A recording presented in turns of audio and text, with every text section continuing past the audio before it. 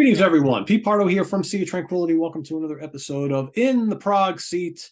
We've got another episode of album study today. We're going to take a look at a very cool album from 1972 from the mighty Frank Zappa and the Mothers, titled The Grand Wazoo. And we're going to dissect this one, talk all about it, tear it inside out. And this album was chosen by Mr. Eric Porter for this episode. So Eric's actually going to be driving this episode, so I'm going to turn the reins over to him, and he's going to kind of take it from here. And let's talk The Grand Wazoo.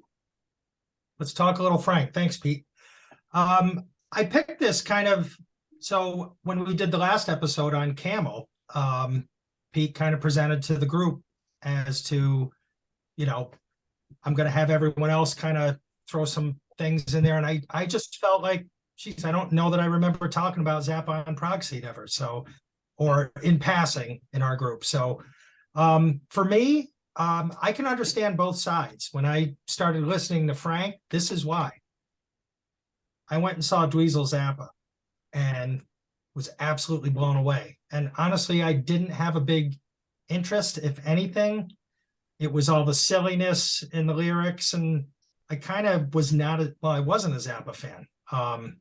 So Dweezil is the reason that I got into Frank. And I think I've seen his show about 7 or 8 times. I've never gotten to see, the Zappa Project, or there's another group of guys that go out and tour, and I know there's Project Object. And yes. And I know there's issues in the family. I think Ahmet and one of the girls are in, and Dweezil and Moon are kind of out. But in terms of the music, I think what intrigued me about Frank was he might be the one artist that I think I started listening to that I disliked and grew to like. Usually when you don't like somebody, that's it, right? I tried, didn't work for me.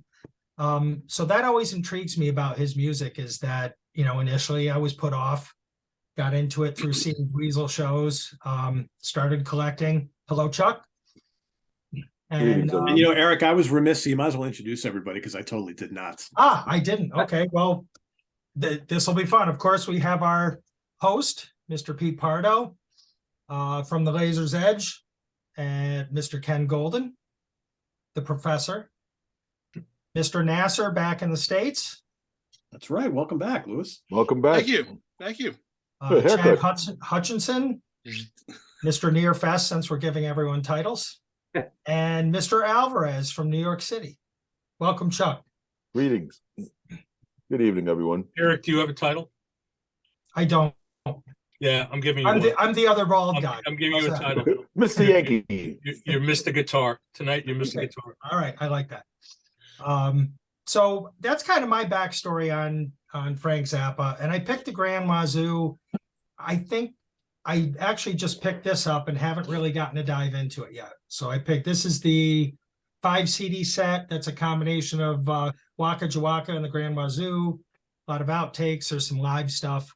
Like I said, I haven't really had a chance to dive in, but this period I got into Hot Rats was probably the first one that I bought that I was really like, wow, this is hitting me.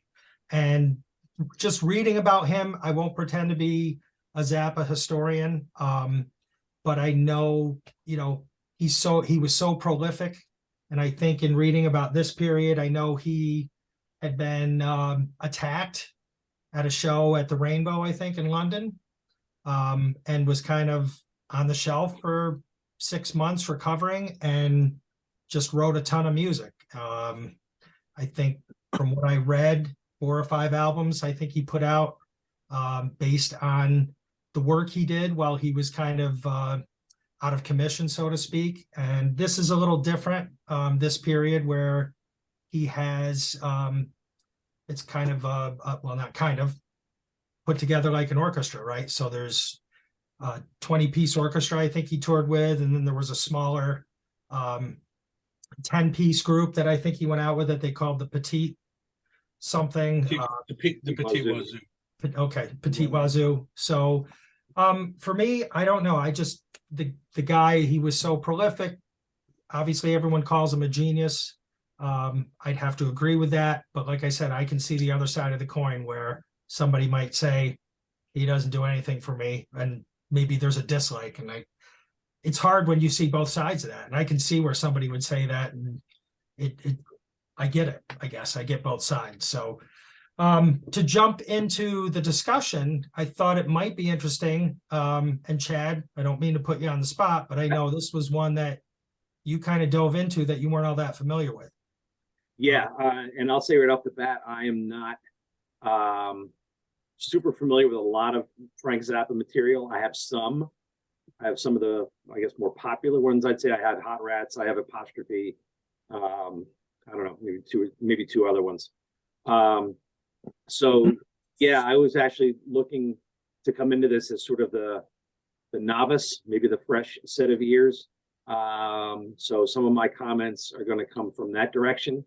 I also did cheat a little bit. I have a little bit of a crutch here in my back pocket, and I reached out to Mike Keneally and got his thoughts on this.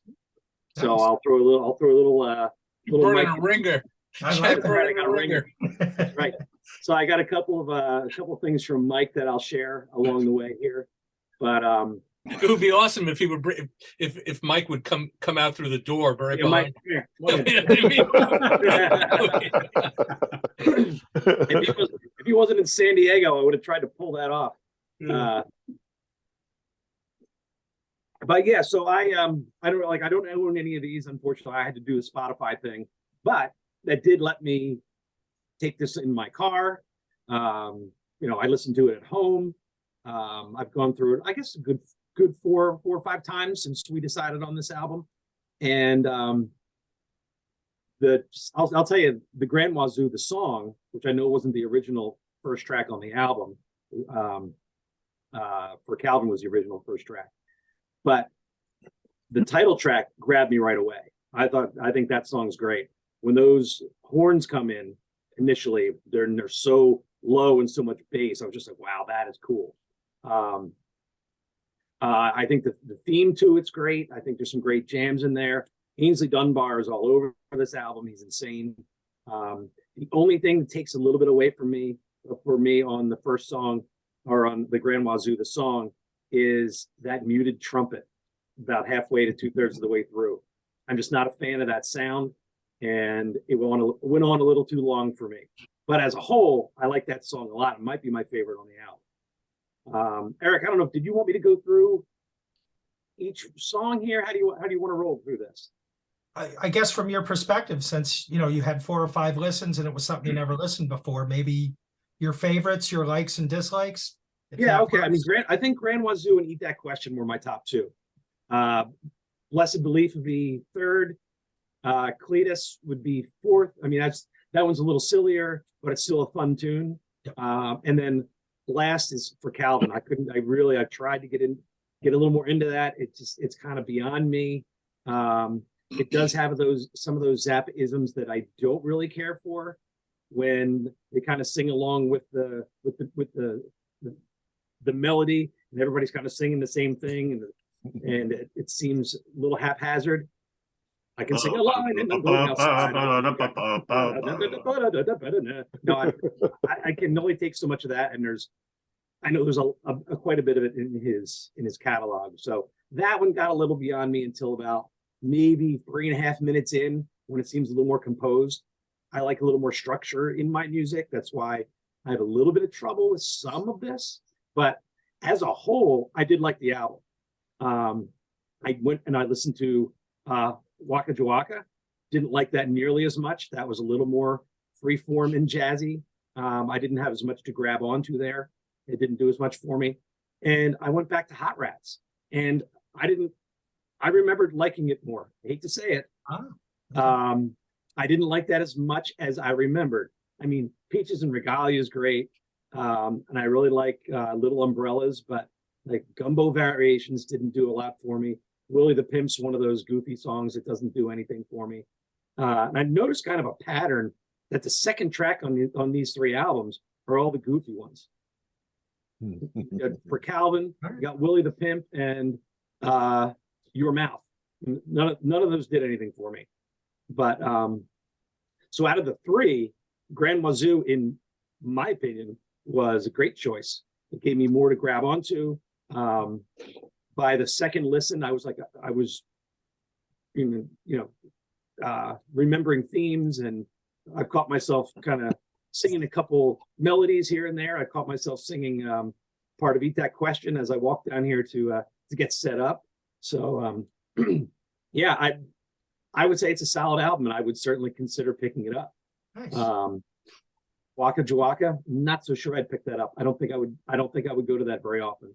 And admittedly, I don't go to Frank Zappa very often. But I really did enjoy Grand Wazoo. So this was a nice bit of education for me. So I appreciated it in many ways. So Cool. solid album. Really good to hear. I would kind of knowing you a bit and knowing what you like, I would suggest One Size Fits All and Overnight Sensation. See what you think. I do have One Size Fits All. Oh, you do? Okay, that's Yeah, I do. Oh, you would, and I would think you would love Overnight Sensation. yeah. I mean, Well, Ponty's great on it. but it's got a lot of humor, goofy tracks on it. Well, it does, but it's got a lot of great playing. It's got Jean-Luc Ponty on it, and Yeah, that's true. But I mean, I'm familiar with a lot of the songs on that, and I don't usually pick up an album to listen to the goofy stuff. you don't I mean, I'm cheapening you it don't by like- calling it goofy, but you don't like songs about dental floss. not really. Montana. No. I would just like to interject to say that I don't think that the songs are goofy. I think that if you listen to the music, there's absolutely nothing fucking goofy about any of it. Yeah. I think that what he does is that he does this weird combination of crazy fucking genius level composition with then completely irreverent and fuck you style lyrics to a particular class of people. I don't think he's goofy. It's There's not nothing always the goofy case. about Zappa. Well, I mean, I'm saying I don't mean to say Yeah, goofy to cheapen it. I'm just, the kind of songs I'm talking about. oh yeah, they're a little more Bobby avant-garde. Brown, Bobby They're Brown. nuttier, yeah. Call them Yeah, nutty. yeah, yeah. whatever you I wanna say. understand. Yeah. And But they- there's no- nothing goofy though. But yeah, they don't seem to grab me as much as the other ones. Like the Grand Wazoo has more structure to it. It's more composed. But then on the other side, like when I asked Mike his thoughts on it, his favorite song on it is Calvin. And that's Yeah. my least favorite.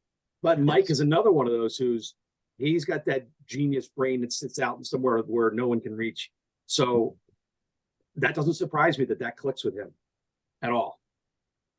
One thing, by the way, I will mention, not only some of, Frank's playing obviously great on this, but the Fender Rhodes, especially on Eat That Question, and Blessed Belief, fantastic. Really, really great.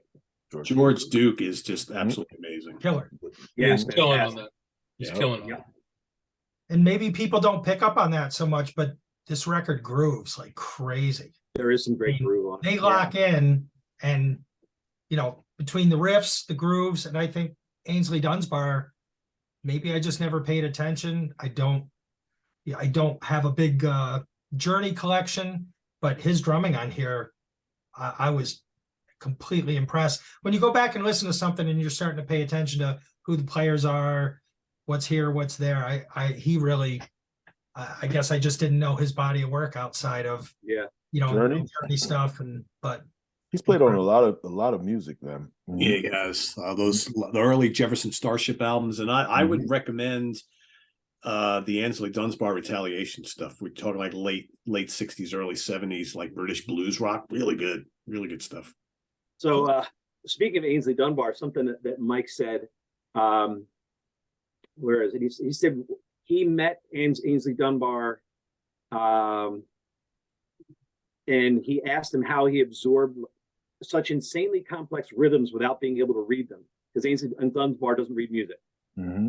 He said he had absolutely no recollection of the recording session, so he didn't know. Alrighty then.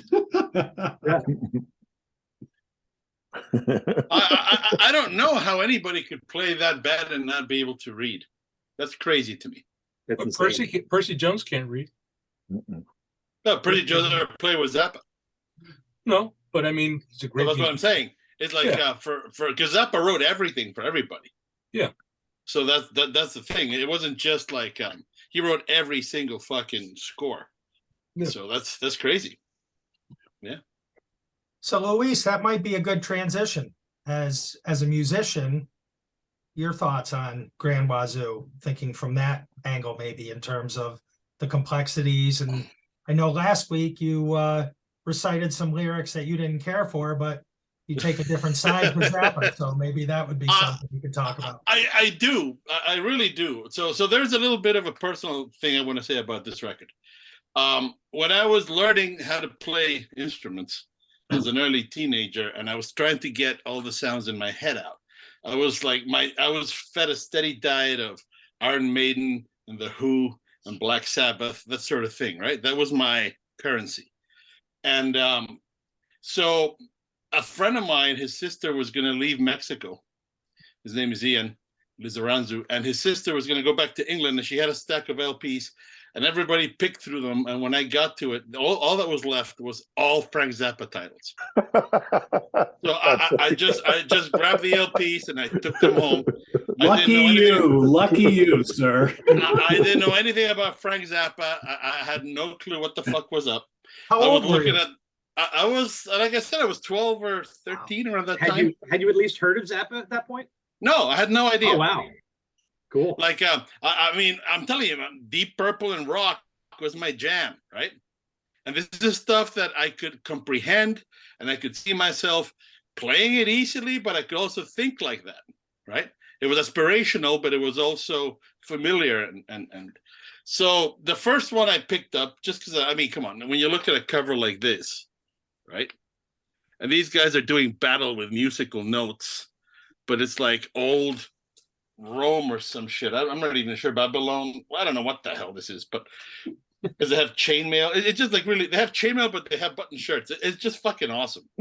So I just threw that in the player, and to my shame, and I do want to admit this publicly, it is the only time in my life where something has intimidated me.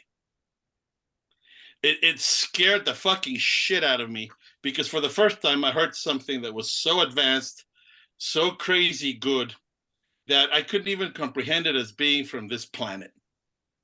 So what I did, which was proof of my basic underlying stupidity, was not to just study that voraciously and absorb it. I just took the fucking thing and I put it away and I pretended it didn't exist for a long time. Because my ego just couldn't take that massive of a beating at that age. I couldn't take it. So later, it wasn't until Zappa had died and I had missed the chance of seeing him in Mexico rehearsing with an orchestra. 30 years this year. Crazy. Mm-hmm. Yep. Yes, that I pulled out the records again. And I with great trepidation, I pulled this guy back out again. And I started to listen to it, and the impression was identical. But what struck me was that I remembered the themes. I remembered what I had heard all those years ago. It was total recall. It was unlike anything I've ever heard. It was, to me, almost like a combination of orchestral music and jazz, but also, lots of like doo-wop vamps, if that makes any sense. There's a lot of vamping in his music. A lot of, it was been mentioned already, a lot of crazy grooves, like just greasy, badass, infectious grooves. And Zappa, in my opinion, is one of the kings of the vamp that does not suck. Like he will take an idea and it will not sound milked. He just layers it with all these things that songs like The Muffin Man, which is not on this record, but things like that, where there's one riff and it's the song, right? Mm-hmm. And this record in particular, I would agree with your assessment, except that Calvin is a tune that took me a lot of time to understand. I mean, having had the opportunity of playing music with Mike Keneally, I can truly tell you his brain is like no other that I've ever played with. That guy is just fucking different. And even if he plays things that you know, I remember we played this. He played Trilogy by ELP, and just the way he fingered the piano was so fucked up and so original. I've never seen any. I mean, this guy's insane. So of course, you know, I'm not surprised that Mike heard it and instantly just learned it, right? But for me, it took years, right? It took years to get into this music. And as a musician, what I love the most about this record is that I have been enjoying it immensely for well over, you know, almost 40 years, I would say. And it's crazy how good it is. It's crazy how much stuff you keep discovering. And it's crazy that this guy, essentially, he's not really doing a jazz fusion album. This is sort of, to my way of thinking about music anyway, this is its own genre. It really is.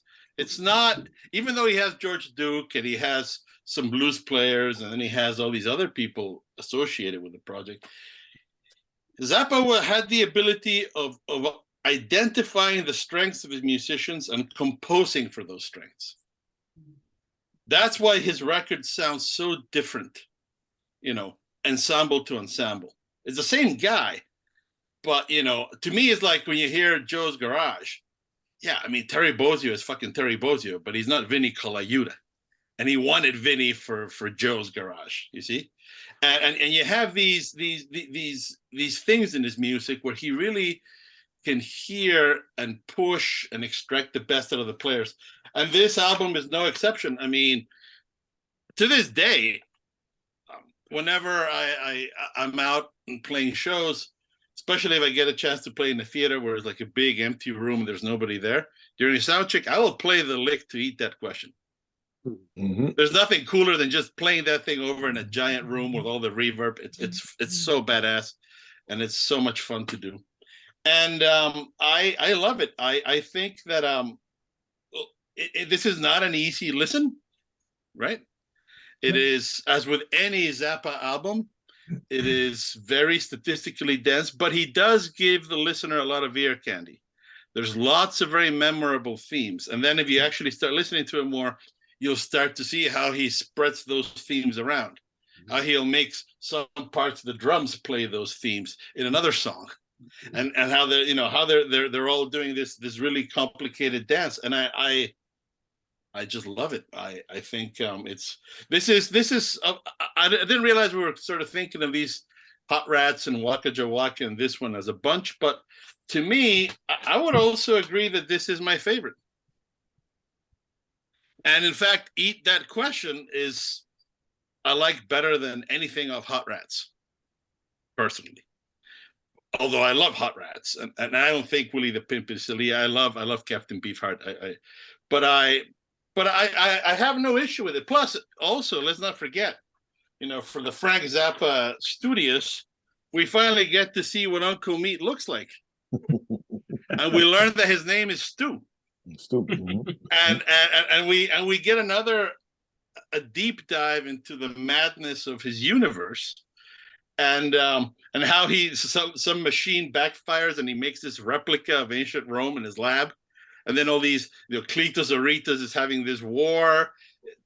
Dude, I mean, I am an unapologetic Zappa fanboy. I think that his work ethic was second to none. I think these fucking compositions are amazing. I think the ones that he did play live that I have heard are also different, but they're great too. And personally, for the two Sonus fans that exist in the world, you may like to know the fact that if you observe this thing in the back, there is a plant with eyeballs. Mm-hmm. And that fucking plant began my obsession with eyeballs. And this is why the Snapshots from Limbo is an ocean with eyeballs. It was my way of saying to the world, all right, I'm taking the fucking plunge. I'm ready to listen to this guy, and I'm gonna do it. So yeah, to me as a musician, incredibly influential, powerful, beautiful music.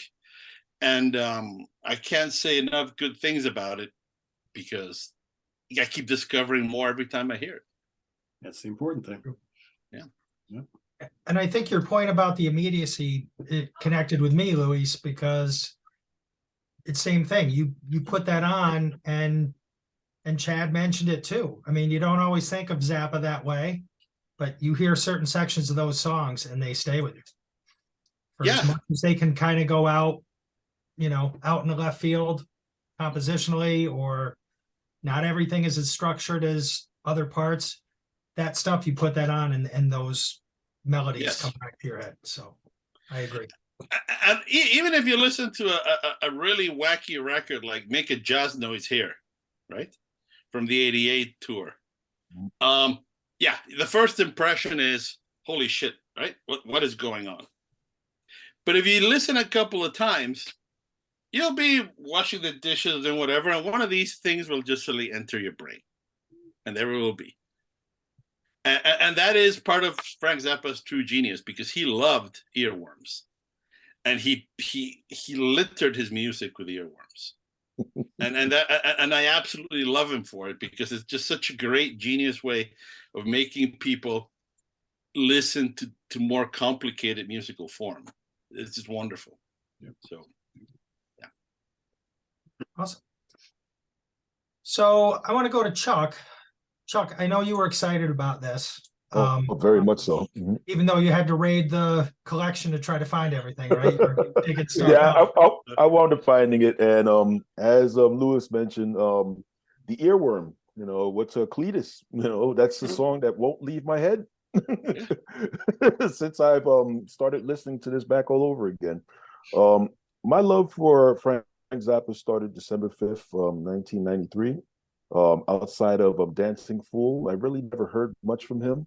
I wasn't listening to much classic rock until probably like the late 80s, when I was still like right after I graduated from high school.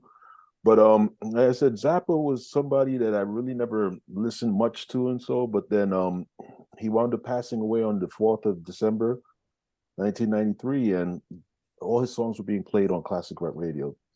And the song that really hit me was Peaches and Regalia.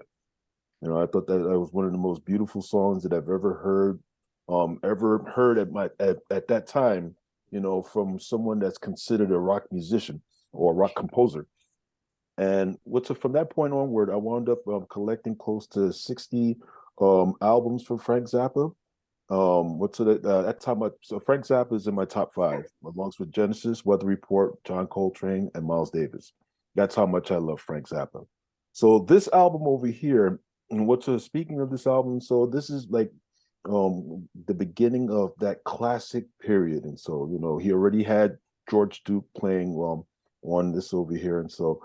And from this point onward is where most people tend to know tend to become fans of Frank Zappa, because then you had the Roxy and Elsewhere, you had everything in regards to Overnight Sensation, everything within that period, so people were really starting to get into him because his music was becoming a bit more accessible. Although on this album, it's still not as accessible to a point. But because Frank Zappa will always be a musician's musician. A lot of musicians, if you really want to be a great musician, or you think that you want to go beyond what's the norm, and so Frank Zappa's the guy. And this particular album, even over Waka Jawaka, because Waka Jawaka is an excellent album, but most people usually tend to go for the title track. This album has 5 strong songs on it. Everyone knows about the epic title track, but I'm one of these people, just like Lewis, that loves For Calvin. For Calvin, it's another song that I listen to, and as soon as I start on it, I'm like, it's this song again.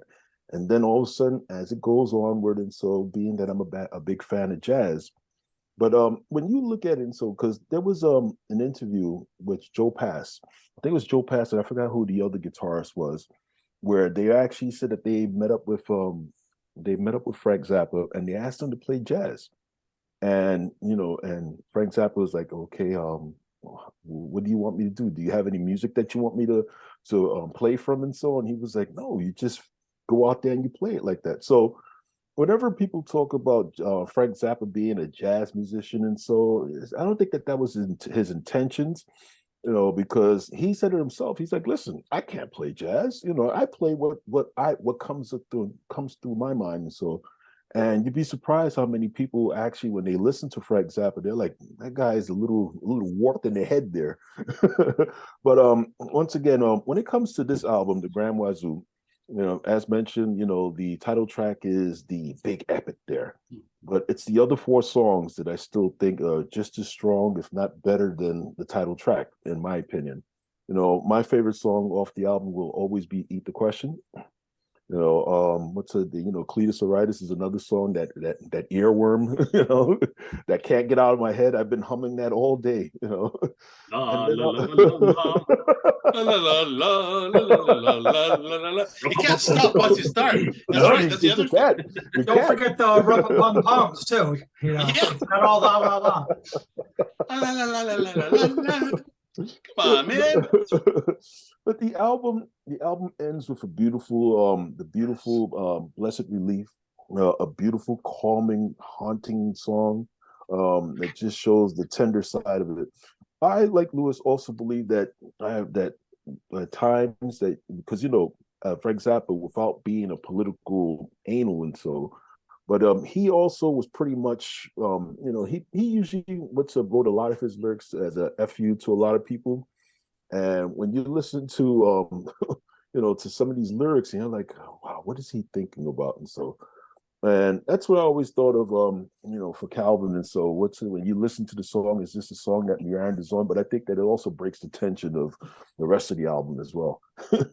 As far as this album goes, it's one of his strongest releases. It's an album that I've always recommended to people. I remember some of my childhood friends would always ask me which albums that they would want to listen to from Frank Zappa. I've always gave them Grand Wazoo over anything beforehand. Okay. Although technically, as much as I love Frank Zappa, and so I'm a big fan of his early period.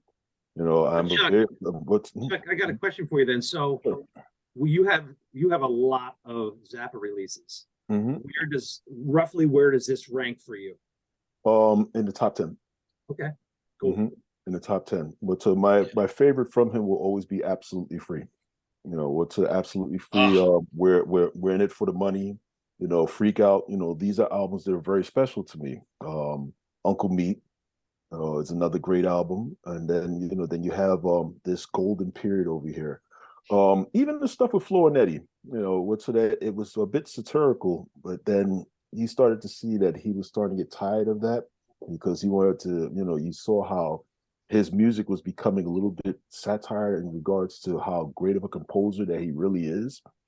On this album, and so he did have a couple of nice solos on it, especially on Eat That Question. But being that he was still convalescing from the injury that he had suffered from the moron that threw him off the stage, he wrote a lot of great songs. And this over here, the Grand Wazoo, in my opinion, is top 10 album from him. I give it a near 5-star. I love the album, and I would highly recommend it for people who really want to get into the world of Frank Zappa without it being too zany for him. Because I think that anything else before, if I was to recommend anything else, people would be like, nah, it's a little bit too chaotic for me, or this might be a little bit too satirical for me, and so, or too politically based, and so, or too comedic. So this would be the perfect album for someone that's a Frank Zappa neophyte. So Chuck, what is your connection with For Calvin? Because I'll admit I'm with Chad. That's the one that kind of loses me. Yep. And obviously you and Luis have a different take on it. So what's your connection with that one? Well, I always felt that the song just broke the tension of what came beforehand and what was to come before. So to me, it's just one of those songs that you listen to, like, okay, all right, the guy's not too serious, So let's just listen to it as is. So that's the way I feel with the song. So you get like the 12 minutes of Grand Wazoo, which is big, and then this comes out, kind of plays a little little game with you, and then they kind of kick back in, right? So Now imagine if that would have been the first song on the album. It is. as Which it used to be. was. As it It was. is. Yep. It is the So first the song on the original album. release- So You yeah, guys got it. You guys got it wrong. I think of it as the first song. When I got the CD, that used to really trip me up because I get very anal about flow. Yeah. And to me, that was the ideal opener. Mhm. Because it's not the way they put it now. Probably I don't know who the fuck did that, but they decided it had to be like a palate cleanser. But I don't think that's what it was intended. I think it was a mood setter. On cassette, it's what's it for Calvin is the first song. Because It was the first song on my LP. Yeah. But I think it sets the mood. Then you get to Grand Wazoo, and Mhm. Grand Wazoo is like everything that Zappa can do. Mhm. One after another. It's just like a tour de force, right? But that's not the first time they've done that with CD release. Because I No, remember Sleep, especially with his. same way they mixed up the track listings for. Hang on a second though, but according to Mike Keneally, Frank changed the order for the CD release. Yeah, but Frank did a lot of things. You know, Frank fucked around with a lot of his releases. No, and you know what? Frank has the right to do it. But what Frank sometimes forgets is that once, and this has happened to me, and everybody's put a record out there. Once a record is out there, it's only nominally yours. It belongs to the audience. And the audience don't like it when you fuck with their record, right? So I count myself among the people who say, I know that I'm just a fucking gnat compared to Frank Zappa musically. However, you shouldn't have fucked with it because I love it the way it was, right? It was odd because, as mentioned, I bought the CD first before I bought the album on cassette. So when I throw on the first side, I hear for Calvin, and then I listened to the epic track, title track, and it flowed much better. Yes. It flowed much better. So I'm actually quite surprised that Frank Zappa would be the one to actually change it himself. Very odd. But well, regardless, I think that it's still a fantastic album. And as mentioned, the reason why, like I said, is because listening to it on the cassette version, it's totally different. Like I said, it tends to calm everything down. And so despite that, and that make the music not so serious despite it being serious. So that's the way I look at for Calvin. That was my take on it. Luis and Chuck, Mike agrees with you. In his words, he said, "Fie upon this change in sequencing. For Calvin was a perfect, beautifully inscrutable opening song. Fie, I say." Yes. Let's get Mike on the phone. I know. Shut his phone. Yeah. popped in. He sent me 4 paragraphs. That's awesome. Well, before we started the show, Ken, I'll go to you. You held up. You have a new pressing or a This is the new reissue that Bernie Grumman cut from the 1/4-inch analog masters, and it sounds fantastic. And is that the original track order then, or is it? Yeah. Good. Calvin, the Grand Wazoo. Yeah. So I'm assuming your homework was done with that new. Yeah, I went back and forth. I listened to Spotify as well when I was working, And So can you maybe compare that to? no, because I think I'm thinking in terms of tracks, not in terms. I wasn't thinking in terms of the sequence, really. It's interesting because I hadn't heard this album in years. My favorite Zappa. I saw Frank, I think 4 or 5 times, starting in '78, and you're all jealous. I could see it. Very much. Very much so. Good. That makes me feel good. And I saw him. Yeah, I saw him about 4 or 5 times. And the thing, my perspective is different. I have a lot of Frank Zappa in my collection. My favorite Frank Zappa is live Frank Zappa. So live in New York, that's like my favorite Zappa album. There's an energy on all his live albums. You can't do that on stage anymore. Michael Brecker. Roxy and Elsewhere. That's my favorite Zappa. There's a certain produced quality to his studio albums. I have a bunch of them. I love them. And Grand Wazoo, it's a magnificent album. I never really made the connection. I guess they call it a trilogy, starting with Hot Rats, and then we had Waka Jawaka, Hot Rats, and Grand Wazoo. I never really made the connection, and really the way I hear it, and I guess they were recorded, it's all tracks that came out of the same overall sessions, was, this and this, I hear the connection. I don't hear as much of the connection between this and this. Hot Rats, there's an immediacy, it's pared down, it's Frank, it's Ian Underwood, he's got other guys playing on it. I listen to a lot of jazz. I listen to a lot of big band jazz. I listen to guys like Gil Evans. I love Gil Evans, George Grunts, guys like that. So for me, Grand Wazoo was kind of an interesting listen because it's really an expanded version of Waka Jawaka Hot Rats. It's a 20-piece band, and I guess I kind of forgot my history that he had gone out on the road with this shit, and how the hell he pulled it off live. I haven't. Right? It's in Eric. It's in that box set, right? Some of the tracks. Yeah, some of the tracks. Box, and so I haven't heard that, and it's to me, the album is like a big band jazz rock album. I mean, it's not like you got 20 guys playing at the same time, but sometimes you got like 20 guys playing at the same time. There's a density, there's an overall density to the album. So for me personally, I like the immediacy of like Hot Rats, where it's just, it's the small ensemble.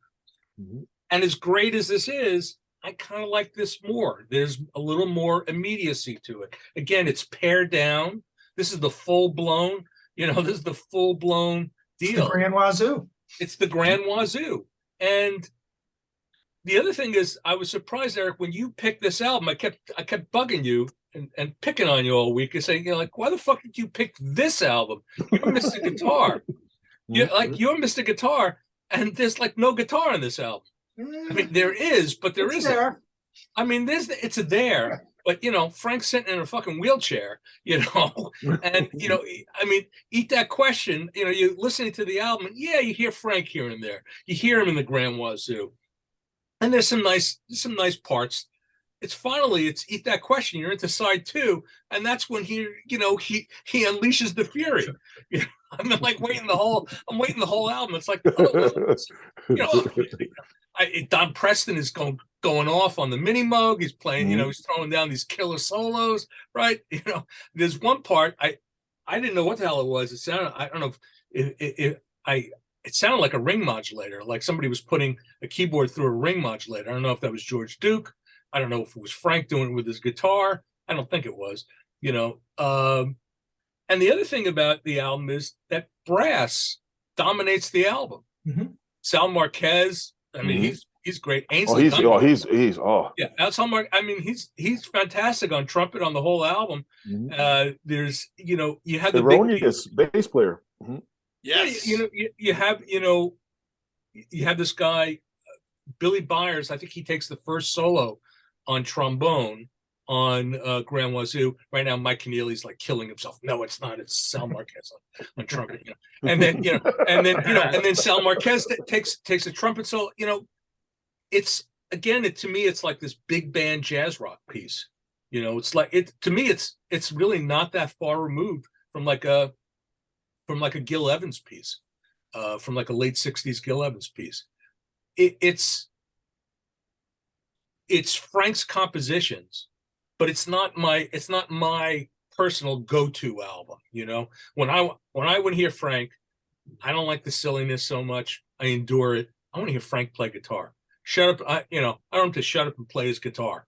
And that's what so there's less of that on this. True. Compositionally, it's incredible, but this one scratches the itch for me personally a little bit better. So just my perspective. It's just Ken, have you heard the album Imaginary Diseases that was released after his death? That was the tour for the I know which one you're talking about. It's a very good record.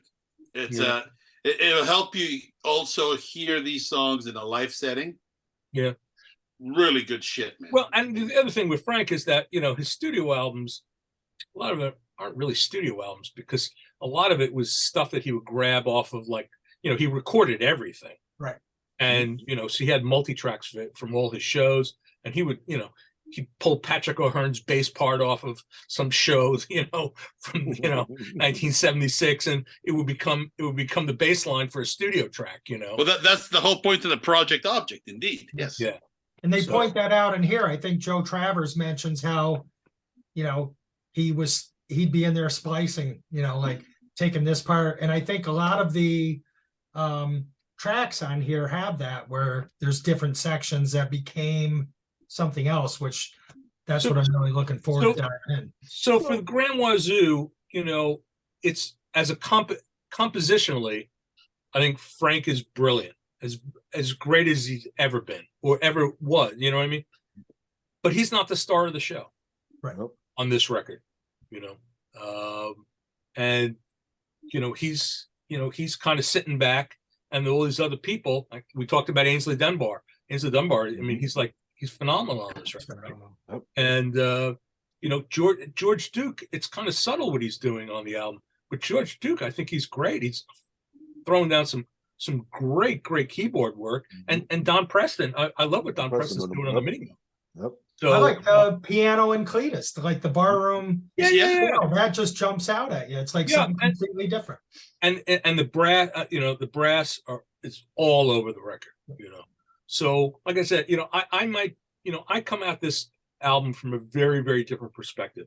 So I recognize its greatness, but it's not the one I would reach for. And frankly, if somebody came to me and said, "What's a great album for Zappa to start with?" I wouldn't pick the Grand Wazoo. I think it's overwhelming. I think there is such density of the record that I don't think people would be able to, the average person as their first album, I don't think they'd be able to absorb it. This they get.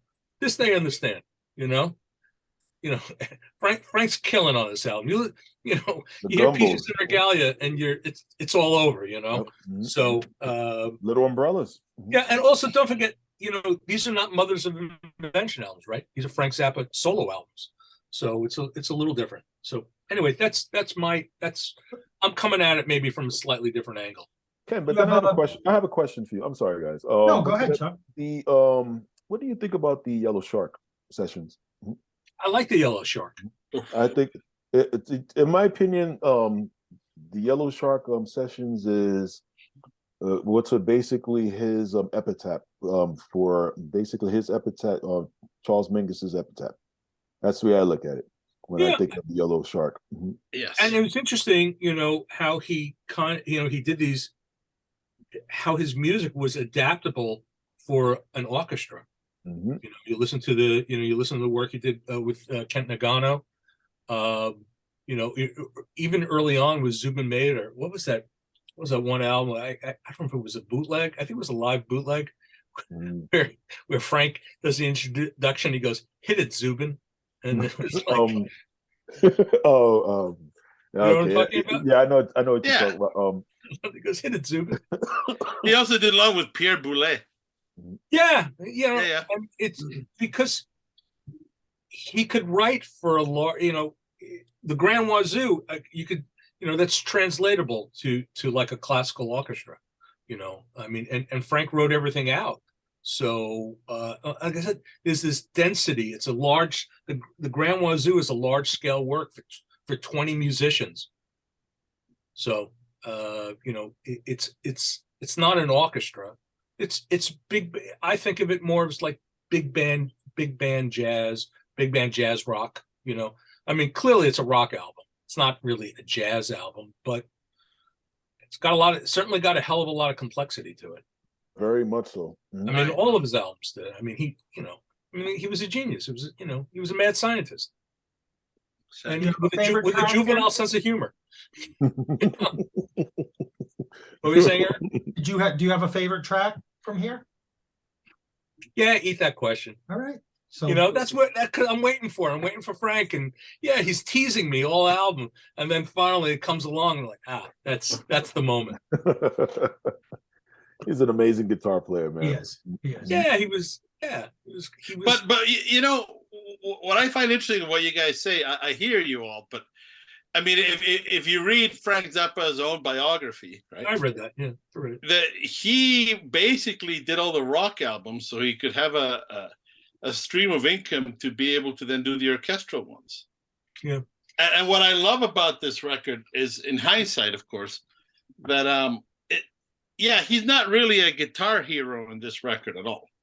No, but he shines as the fucking composer. Like he's still taking your head off with his ideas. He's just not using his axe literally to do it, right? But he just blows my mind, because how can this same guy, right? I have 67 Frank Zappa albums, and I'm pretty sure I don't even have half of them. And they're all essentials. And you knocked it out of the park, and I think that some of the best stuff he does is in the You Can't Do That on Stage Anymore series of albums. Those are just dynamite. And the same songs, because they repeat tracks, completely different. Yeah. Even he explains the soloing technique by saying, I have a basic working knowledge of the instrument. I have an approximate idea of how long I got to go. And then I just go. There's nothing preordained. There's no actual plan. I'm just going to go. And sometimes the brilliance is just overwhelming as the compositions. At other times, yeah, the dude is noodling, but he noodles with such conviction that it doesn't fucking matter. And that's the thing. It's like, I love that, you know. The thing is, when you saw him live, there was a spontaneity. You know, you didn't know what was coming next. And I think Mike would tell you, I don't think the band knew what was coming next. You know, and you know, I think it was 81 when I saw him at the Palladium in New York, and it was an early and a late show, and each show was completely different. He didn't repeat any tracks. You know, you basically got like 5 hours. You got about 5 hours worth of music. So amazing. Yeah, no, I mean, he was an incredible composer, incredible, you know, guitar player. As a guitarist, who would you compare him to? You know, he was totally original. Yeah. And I would argue he never wanted to be a guitar hero. No. And I don't Yeah. think he really he's a didn't drummer. want any of these albums to be guitar albums. I think Frank was more interested in creating these wonderful songs and then hiring top-notch players to help interpret them. And I think he loved having a different lineup all the time, because that made everything different. And I think that's why all these live albums are so great, because they all have different lineups and different musicians, and they give their own interpretations of some of these tracks. And that's why we keep buying them, right? Because they're all different. Sure. they're all Hey, listen, Steve Vai was his stunt guitarist, right? The hell that is, right? Hey, I got to see the original Stevie Spanking. So you know. That's what Keneally became. Yeah. I think the idea was that he would needed a guy who could play stuff that he couldn't. Yeah. And Steve Vai was that guy. Oh yeah. Where he could dream it up.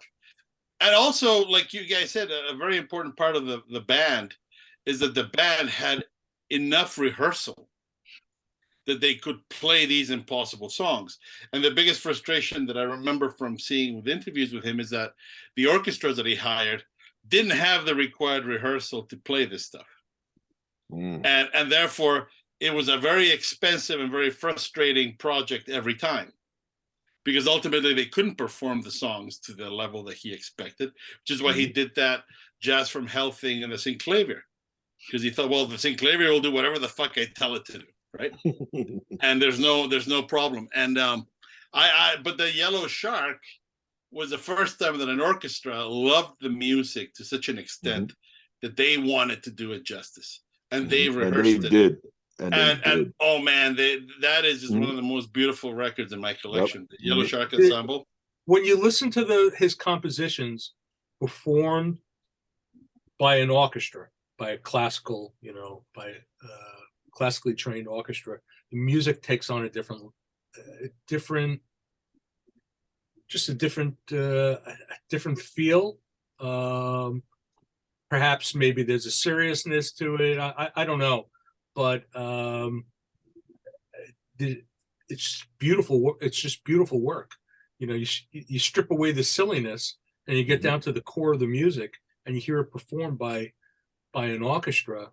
Yeah, it's kind of overwhelming. Yeah. So Yellow Shark is a great album, and I'm like the crazy audiophile. It's a long time audiophile standard. So you know that's one when all the audio nerds get together, that you know they throw on the Yellow Shark and scare the shit out of everybody. So and for any music and musician guys, you can contact them and you can buy the scores. And if you haven't done that, I suggest you do, because that is one hell of a read. Yep. Well, Frank's music scales up to an orchestra, you know. So it's I don't know. Maybe my opinion about the album, maybe I'm the outlier. I don't know. But Oh, sounds like you liked it. Just no, I do. I think so it's a much great to choose record. from, Ken. Yeah, and I'm sick of hearing it, and I heard it about 10 times in the last week or so.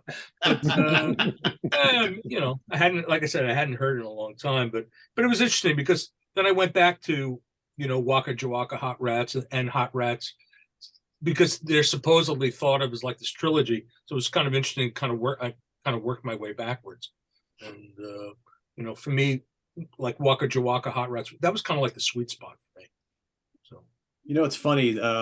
Lewis mentioned Jazz from Hell before, and a couple times during this discussion, we talked about, like, you know, what is this music? Frank Zappa music, right? Is it jazz? Is it jazz rock?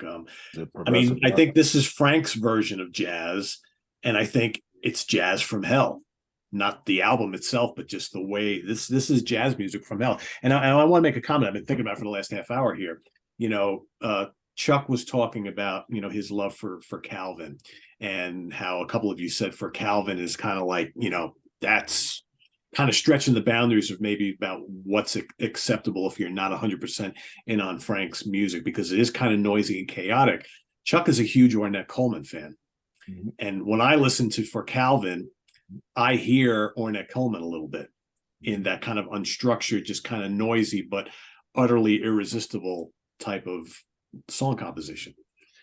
And that's Frank's version of jazz right there, right? Let's make a jazz noise. Let's make a jazz noise, right? All right, kind of sounds like it. You know what it sounds like to me, that song, Pete?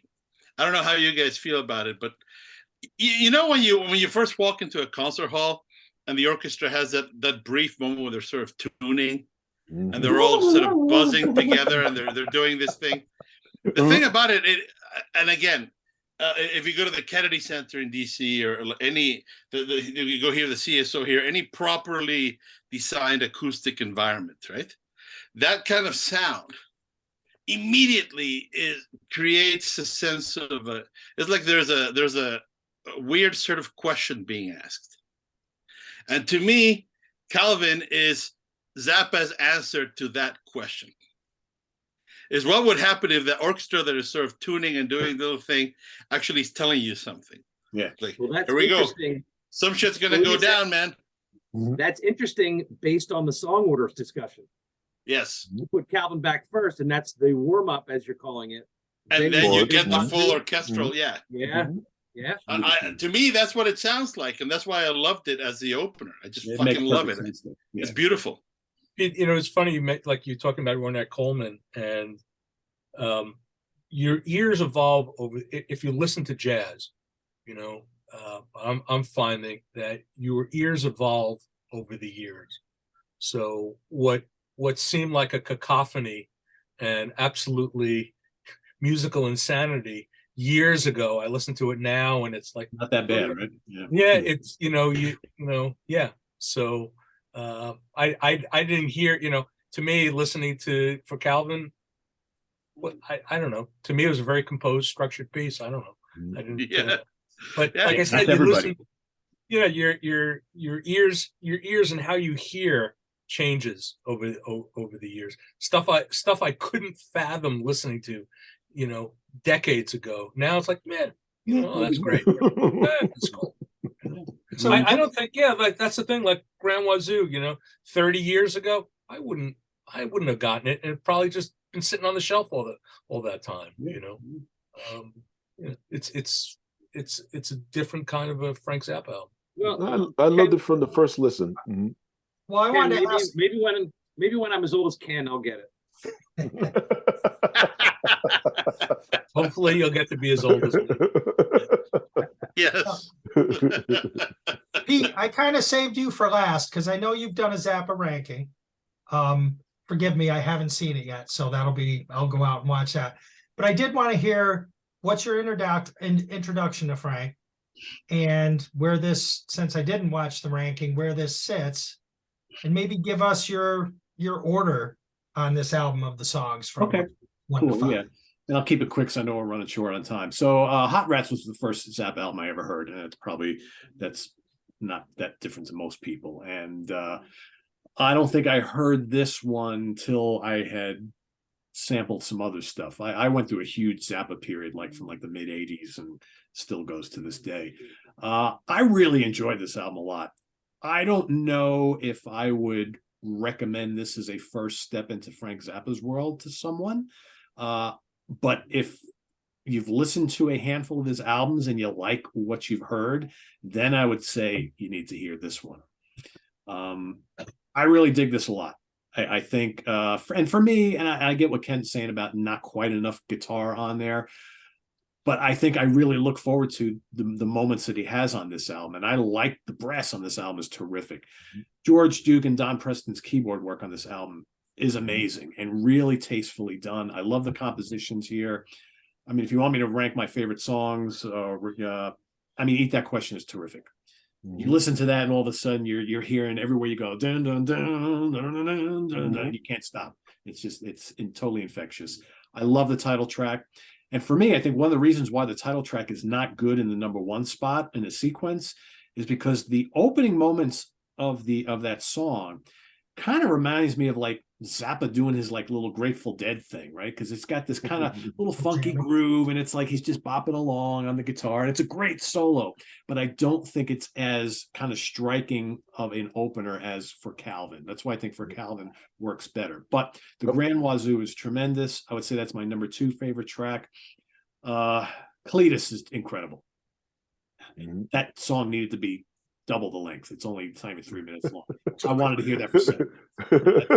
That's so good. Well, it's still stuck in my head. It's in there forever. Of course, exactly. But you want to hear, it's like, and the crazy little vocal thing at the end is like totally unnecessary, but it adds to the great zaniness of the whole track. It's just a cool little song. Man, I don't know how to choose between For Calvin and Blessed Relief because they're both so different and really cool. I mean, Sal Marquez is so good on Blessed Relief. They're both really good. I love every song on here. I mean, to me, this is a 5 out of 5 star album, but I don't recommend this to everybody to start with Frank Zappa with this one. But I think once you have kind of tasted the 60s stuff, which is more, psychedelic and pop and doo-wop and all that, and then you maybe get into the mid-late 70s stuff, the classic band with the Roxy and One Size Fits All and all that, then it's probably okay to go move on to this. Because again, I know some people, they start their Zappa journey with like Joe's Garage and the early 80s stuff, which is completely different than this. So I guess it depends on when you've come in. But to Ken's point, I love a lot of the studio albums a lot. But to me, I reach for the live stuff more often. I find the live stuff, no matter what the lineup is completely brilliant. I'm not big on the Flo and Eddie stuff. I, quite frankly, almost never listened to those Flo and Eddie albums. And I'm glad that was kind of like a really short period in his history. But all the other live stuff I've ever heard from no matter what era, and the 80s stuff is terrific too. The live is where these songs just come to life. There's an energy to all those live releases, and they're all fresh because you got different lineups on all of them. So there's so much variety in the playing, and it's like you got Adrian Belew and Steve Vai and Terry Bozzio and Don Preston and Napoleon Murphy Brock and Jean-Luc Ponty. I mean, the names are endless, right? It's like Miles Davis, right? You got all these great Miles Davis albums and live albums, and they're all so fantastic because there's different lineups on all of them, and they all work in different ways. And that's why I always look at Miles and Frank as very similar, not the way they sound or the way they compose music, but as these launching pads for all these amazing musicians and all this great music that, like, you know, can be interpreted all these different ways. So with that, I'll leave this. All right.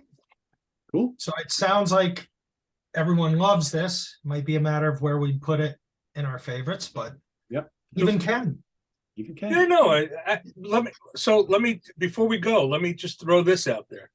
If you had to recommend one Frank Zappa album to somebody as a starting point, somebody wanted to get into Frank, what album would you recommend? I said this one. I already You said see, it twice now. I would say this one only if I know that the people are into jazz. Good point. If the people already have jazz ears, you give him this, because if you give him fucking Joe's Garage, you're gonna lose him. Yeah. If you give him Ship Arriving Too Late, Save a Drowning Witch, forget it. Right? But if they're jazz guys, I think this would be terrific. I mean, if you're a person who grew up listening to Duke Ellington big band stuff, No brainer. so you will have enough, you know, harmonic sophistication to understand thick chords. But then now you're also going to be given some pretty original concepts, right? Yeah. I think yeah, this is such a great record, and it has enough ear candy. I mean, it's just, even my daughter, when she was a baby, I know that in some places this would have been considered abusive, but I used to make her listen to Frank Zappa all the time. Nice. And and she has the ear, man. She can hear stuff, right? So I think it's just, if you don't underestimate, you know, your audience, then they will surprise you. And My daughter used to ask for the Dental Floss song, Louis. So Yeah. she got a little Zappa in her. For me, I would start somebody with. I would probably start him with, for a studio album. I would probably start him with Overnight Sensation. That's a good one. Yeah. Overnight Sensation is beautiful, but it's also deceptively complicated, right? It has so many layers, right? And you know, if you take any one of these like little, they seem like peripheral arrangements. It's like the whole thing falls apart. Like a Zombie Wolf has got so much little shit. Take out one of these little bells and whistles and things, and suddenly it's not working, right?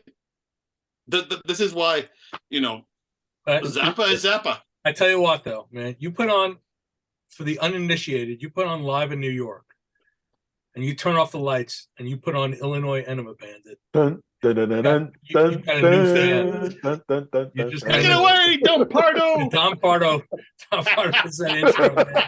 And, I mean, and the playing on that record is so furious. Mhm. You know, Yes. it's craziness. You got the Purple Lagoon. I mean, it's got, you know, The Black It's a Page masterpiece. it's Yes, a it masterpiece is. of an album. It really is. Yeah. So makes me miss Michael Brecker that much more, man. You know, Michael Brecker was an amazing saxophone player. You know, there's a reason why he's so beloved and so influential. He was amazing on that album. You know? But he So I was gotta amazing on so many others. Heavy metal, Mhm. bebop, you name it, right? So just to make you guys just a little jealous, a little more jealous. So Oh, when what I an saw, asshole. so What the a first time I fucking saw him asshole. in '78 was Halloween '78, Oh and he shit! had The and Madison Square Garden. he had El Shankar come out, and El Shankar played the whole night as a special guest, and he was wearing a chicken suit the whole night. And he played the show. The show was about 3.5 hours or so. You know, Frank would come out on time, and the show was about 3.5 hours. And one of the cool things with Frank was, you know, he didn't like suffer fools, and he was no nonsense, and he would just go like, look, we're not going to go off the stage. You know, when I say it's over, it's over. And he would just do, like, you know, the encores. He would just keep going, and then that was it. And he walked off, you know, and he had John, the security guy, stalking the stage the whole time. And yeah, that was great. But El Shankar in a chicken suit the whole night. That was Oh, man. that was great.